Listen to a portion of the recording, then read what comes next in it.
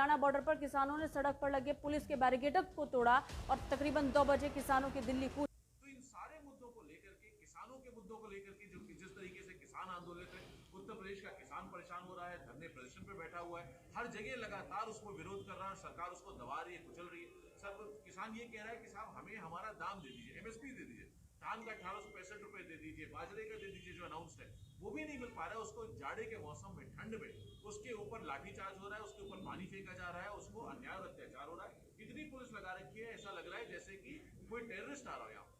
तो इन सब की बातों में लोगों से मिलने, प्लस जो 2022 का चुनाव है उसमें हमारे अध्यक्ष जी हैं, विधायक जी, हमारे प्रदेश अध्यक्ष लोहिया वाहिनी के पूर्व प्रदीप, इन सबके साथ लेकर के हम लोग इस मकसद से आए आगरा कि लोगों के साथ मिलकर के उनको उत्साहित कर सके, उनमें जोश भर सके, उनकी नीतियां फिर से उनके बीच रख सके। समाजवादी पार्टी आने वाले वक्त में क्या काम करने जा रही है, किस एस्पिरेशंस, किस विजन के साथ 2022 में उत्तर प्रदेश को किस तरह आगे लेके चलना चाहते हैं, किस तरह वापस विकास की तरफ लौटना चाहते हैं, इकोनॉमिक ग्रोथ की तरफ लौटना चाहते हैं, ट्रेड एंड इन्वेस्टमेंट की तरफ लौटना चाहते हैं, अपॉर्चुनिटी की तरफ लौटना चाहते हैं। देखिए, भारत एक कृषि प्रधान राष्ट्र है।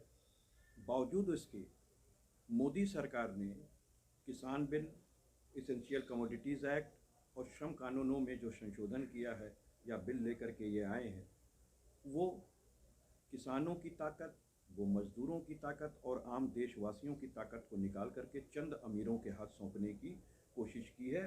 और इसी वजह से उन्होंने ये किसान बिल पेश किया और अन्य संशोधन लाए हैं। इसके वजह से किसान आंदोलित है, मजदूर आंदोलित है, आम जनता आंदोलित हो गई है। अगर आप किसान बिल लेकर के आए थे, अगर आपने एमएसपी उसमें घोषित कर दी होती, तो निश्चित रूप से कम करार की जगह संविदा हुआ होता। और अगर हमारे बड़े व्यापारी जो कि कॉन्ट्रैक्ट खेती, छोटे किसान हमारे यहाँ ज़्यादा हैं, 86% हैं, वो कैसे आखिर एएमयू सिग्नेचर करते? तो उन पे जो प्रेशर बनाते, तो प्रेशर नहीं बन पाता अगर उन्होंने घोषित मूल्य दिया होता, क्योंकि तब एग्जीक्यूशन की कार्रवाई हमारा कृषक करा सकता था। लेकिन सरकार ने जानबूझ करके ये नेग्लिजेंसेस किए। और किसानों के विरोध और विपक्ष की सियासत के बीच बीजेपी ने दोबारा क्या संदेश देना चाहेंगे और किसानों को? यह है कि दिल्ली की तरफ चलना पड़ेगा किसानों को, और दिल्ली ऊंची आवाज में। कांग्रेस नेता रणदीप सुरजेवाला और आम आदमी पार्टी से नेता संजय सिंह ने भी केंद्र पर जमकर निशाना साधा। क्या कुछ कहा उन्होंने? कि नींव इस देश के किसान और खेत मजदूर ने नहीं रखी है। क्या हम जिन्होंने किसान के घर में जन्म लिया, ये हजारों किसान पंजाब हरियाणा के जो आए हैं, हम उग्रवादी या अपराधी हैं, या दिल्ली की सल्तनत इन किसानों की रोटी से चलती है? किसान की आंख का, किसान के खेत का पानी अब किसान की आंख का पानी बन गया है। और जब दिल्ली और चंडीगढ़ के दरबार किसान को पीड़ित करेंगे, काले कानून बनाकर उसकी रोजी रोटी और समर्थन मूल्य अगर छीनेंगे, तो कांग्रेस पार्टी, ये दलों की क्योंकि लड़ाई नहीं, राजनीतिक लड़ाई नहीं, ये रोजी रोटी खेत खलिहान की लड़ाई है।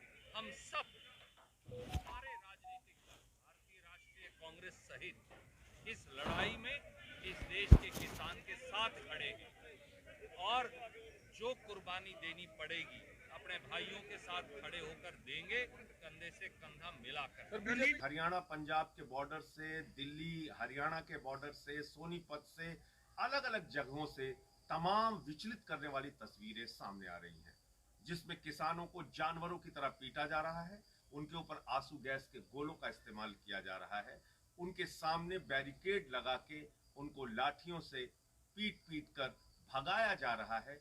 और ये तस्वीरें इस देश के अन्नदाता की है। वो अन्नदाता जो आपको अन्न देता है, अनाज देता है, आपके पेट को भरने का काम करता है।